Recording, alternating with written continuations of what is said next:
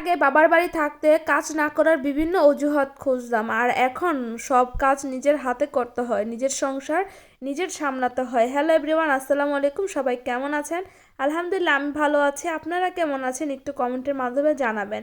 তো দুপুর থেকে আমি রান্নাটা শুরু করলাম, আর সকালে হালকা একটা ডিম পোস্ট করেছি আর রুটি বানিয়েছিলাম।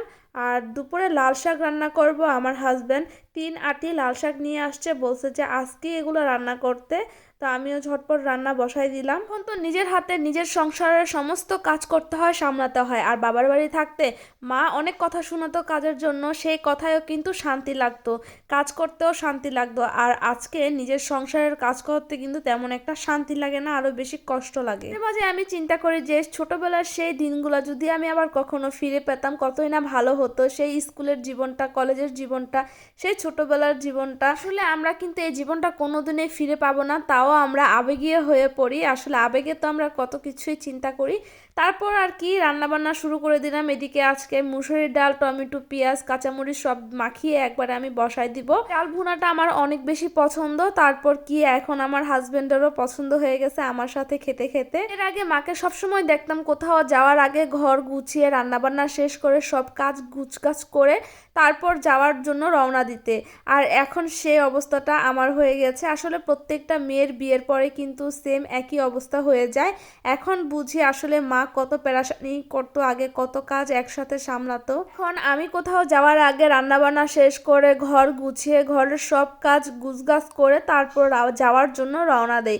আসলে আসার পর কিন্তু আর কোনো কাজ করতে ভালো লাগে না, তাই সব কিছু আগে থেকে গুছিয়ে রাখি যাতে পরবর্তীতে বাহির থেকে আসলে আর কোনো কাজ করতে না হয়।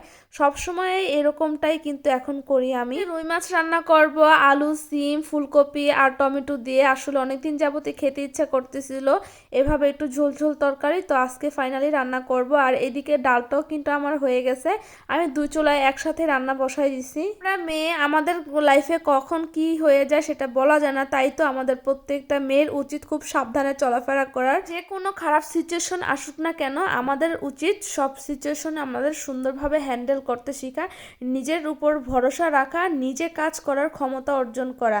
তাহলেই কিন্তু আমরা সব সমস্যাকে সমাধান করতে পারবো। আমরা কিছু মানুষকে উচিত কথা বললে তাদের কাছে কখনোই ভালো হতে পারবো না, এটা পরোয়া করলে চলবে না। আমরা সবসময় উচিত কথা বলতে হবে, উচিত জবাব দিয়ে দিতে হবে, তাহলে কিছু মানুষ শিক্ষা পেয়ে যাবে।